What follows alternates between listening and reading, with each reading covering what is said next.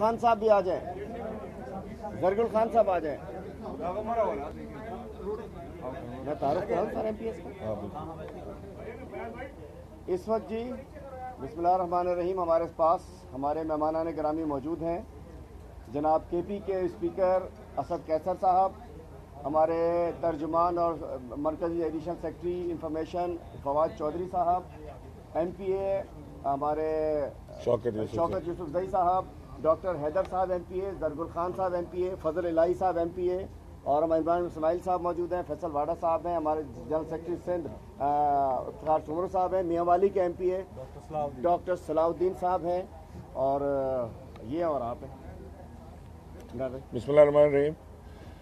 हमारे जो ये PTI के जो डेलीगेशन आया है, इसकी ख़ास आमद की वजह ये थी कि जो कराची में किलिंग्स हो रही हैं, जो बच्चों को मारा जा रहा है कराची में, शूट आउट के ऊपर मारा जा रहा है, कभी पुलिस मार रही है, कभी आपस की दुश्मनी से मारे जा रहे हैं। लेकिन ख़ास तौर से जो नकीबुल्लाह का वाक़या हुआ, वो एक ऐसा अंदोनाक वाक़या था कि जिसके ऊपर पूरी पाकिस्तान तहरीक इंसाफ बशमूल इमरान खान और पूरी लीडरशिप ने कराची के साथ एक मुजाहरा किया है इत्तेहाद का और गम को शेयर करने का मुजाहरा किया है। असद कैसर और उनकी पूरे MPS की टीम, हमारी जो सेंट्रल लीडरशिप है फवाद चौधरी समेत, और आज खान साहब भी आ रहे हैं, तो इन लोगों को खान साहब का भेजने का मकसद ये था कि जाके कराची में सॉलिडारिटी का मुजाहरा करें और जो जुल्म और बर्बरियत का यहाँ पे बाजार गर्म है उसको रोकने के लिए ख़ास तौर से राव अनवार जैसे लोग जो इन्वॉल्व हैं इसके अंदर, उनकी मजम्मत भी करें और प्रेशर भी बढ़ाएं कि ये सबसे पहले तो ये वाक़यात रुकें और नंबर 2 कि इसके जो मरकज़ी किरदार हैं, इसके कल्प्रिट्स जो हैं, उनको करार वाकई सज़ा दी जाए। बाकी असद कैसर साहब और फवाद चौधरी को यहाँ बात नकीब के पास जाके फातिहा की थी। आज सुबह ये पूरा डेलीगेशन इंतज़ार के घर पर फातिहा करके आए उनके वालिद साहब से, और मकसूद जो शार फैसल पे एक जाली मुकाबले का निशाना बना, उन तमाम घरों पर ये फातिहा भी करके आए और उसकी मजम्मत भी करके आए। बिस्मिल्लाहिर्रहमानिर्रहीम। सबसे पहले तो मैं कराची की जितनी लीडरशिप है उसका शुक्रिया अदा करता हूँ कि उन्होंने हमें फैसिलिटेट करवाया। और हम कल गए थे नकीबुल्लाह मसूद के फैमिली के पास, धरने पे गए थे और वहाँ हमने अपने चेयरमैन साहब का मैसेज भी दिया, क्योंकि हमें खान साहब के खुसूसी इंस्ट्रक्शन पे यहाँ आए हैं और यहाँ मेरे साथ तमाम डेलीगेशन आया है और चौधरी साहब भी आए हैं।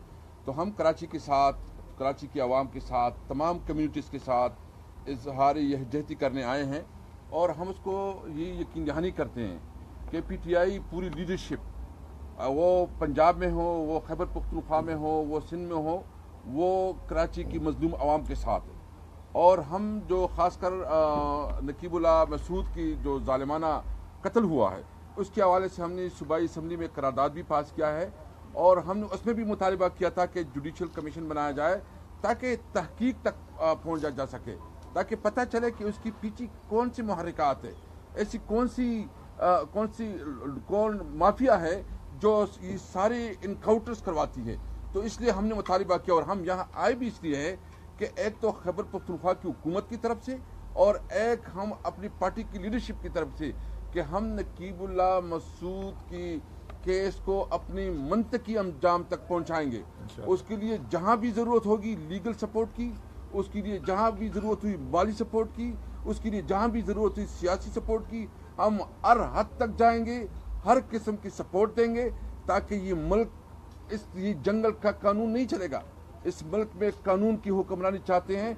जिस तरह हमने खैबर पख्तूनख्वा में अपने इदारों को आज़ाद किया, अपनी पुलिस को आज़ाद किया, तमाम इंस्टीट्यूशन में सियासी मुदाखलत ख़त्म की ताकि कानून की हुक्मरानी हो। मैं कराची के अवाम से ये कहता हूँ कि अगर तहरीक इंसाफ की हुकूमत यहाँ बनती है तो मैं ये गारंटी देता हूँ कि यहाँ कोई इनकाउंटर नहीं होगा, अवाम को तहफ़्फ़ुज़ मिलेगा, कानून की हुक्मरानी होगी और एक नया पाकिस्तान बनेगा। तो 2018 के इलेक्शन भी आ रहे हैं, तो मैं इसलिए कराची की आवाम से अपील करता हूँ कि वो तहरीक इंसाफ का साथ दे ताकि कानून की हुक्मरानी हो और उसको तहफ़्फ़ुज़ फिर हुकूमत की जिम्मेदारी होगी, स्टेट की रिस्पांसिबिलिटी होगी, क्योंकि स्टेट की रिस्पांसिबिलिटी है। स्टेट की रिस्पांसिबिलिटी नहीं है कि वो लोगों को कत्ल करे और फिर मारवाए। अदालत जो जो एक्स्ट्रा जुडिशल किलिंग होती है, हम इसकी भरपूर मजम्मत करते हैं और हम समझते हैं कि इंशाअल्लाह ताला 2018 में कराची पाकिस्तान तहरीक इंसाफ की होगी। बिस्मिल्लाहिर्रहमानिर्रहीम।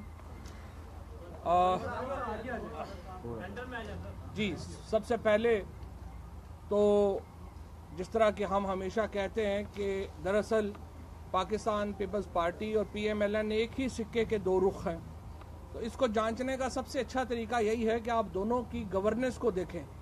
पंजाब में आप देखें कि किस तरह से पहले मॉडल टाउन में एक्स्ट्रा जुडिशियल किलिंग की गई, फेक इनकाउंटर्स किए गए और पॉलिटिकल प्रोटेस्ट को दबाया गया।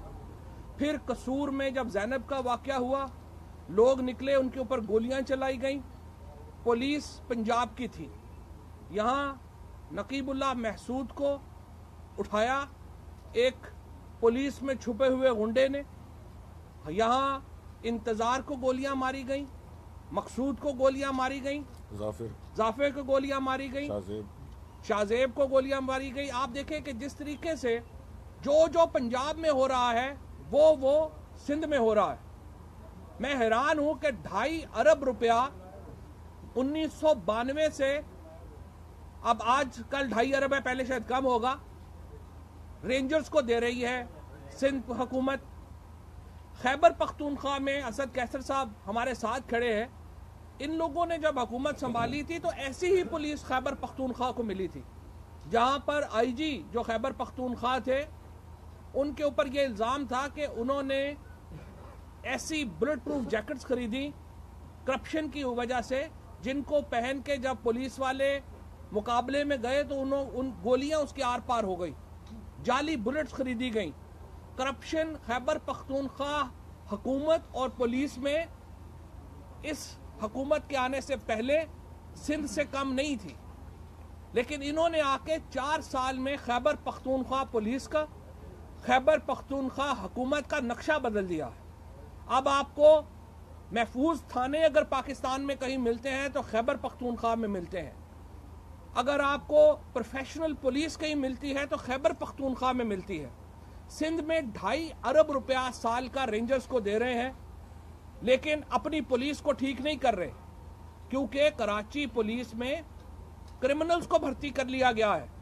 अंदरूने सिंध MPS की चिट्ठों के ऊपर सिपाही भर्ती होते हैं, ASI भर्ती होते हैं। ये हमारे सारे MPS यहाँ पर मौजूद हैं, इनमें से किसी ने एक सिपाही भी भर्ती नहीं कराया, इनमें से किसी ने अपना थानेदार नहीं लगवाया। यहाँ तमाम जो भर्तियां हुई हैं खैबर पख्तूनख्वा में वो नेशनल टेस्टिंग सर्विस के जरिए हुई हैं। ये फर्क होता है जब ऊपर बैठे हुए लोग करप्शन ना कर रहे हों, ये फर्क होता है गुड गवर्नेंस में और बैड गवर्नेंस में।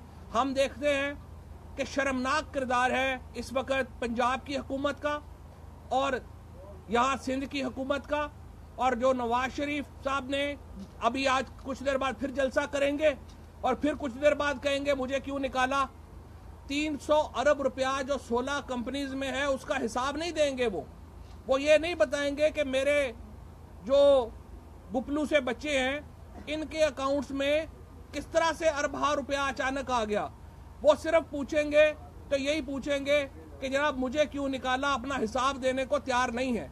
आसिफ जरदारी साहब को भी अब ख्याल आ गया है पाकिस्तान में सियासत करने का। कभी बलोचिस्तान के चक्कर लग रहे हैं, कभी खैबर पख्तूनख्वा के चक्कर लग रहे हैं। और ये जरदारी साहब का जो किरदार है सेनेट के इलेक्शंस में, उससे कोई जमहूरियत की खिदमत नहीं होगी। जो पीपल्स पार्टी वाले खुल के सारी जगहों पे कह रहे हैं कि हम इलेक्शन खरीद लेंगे, आपका ख्याल है कि इस तरह से पाकिस्तान के लोग और पाकिस्तान की जमहूरियत जो है वो आगे बढ़ेगी? मेरा ये ख्याल है कि वक्त आ गया है, लोगों को खड़ा होना चाहिए। पाकिस्तान में एक इंतज़ामी क्योस है, कोई हुकूमत कहीं पर नहीं है।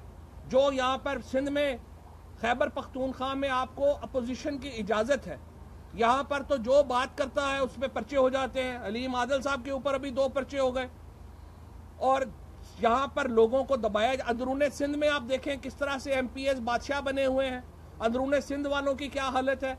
लेकिन इसके लिए हमेशा जुल्म के खिलाफ लड़ना पड़ता है। यहाँ पर हम इंशाअल्लाह ताला इमरान खान फिर यहाँ पे आ रहे हैं, एक बार फिर कराची आ रहे हैं एक बार फिर इंटीरियर सिंध जाएंगे। जो लड़काना का हमारा जलसा है या जो अंदरूनी सिंध के हमारे जलसे हैं वो मुलतवी हुए हैं, वो कैंसिल नहीं हुए। हम इंशाल्लाह तमाम बदमाशों की आंखों में आंखें डालकर देखते रहे हैं, देख रहे हैं, और इंशाल्लाह हमारी क़यादत भरपूर तरीके से पाकिस्तान में जहां जहां जुल्म होगा वहां वहां हम आगे बढ़ के उसका मुकाबला करेंगे। बहुत शुक्रिया। शुक्रिया।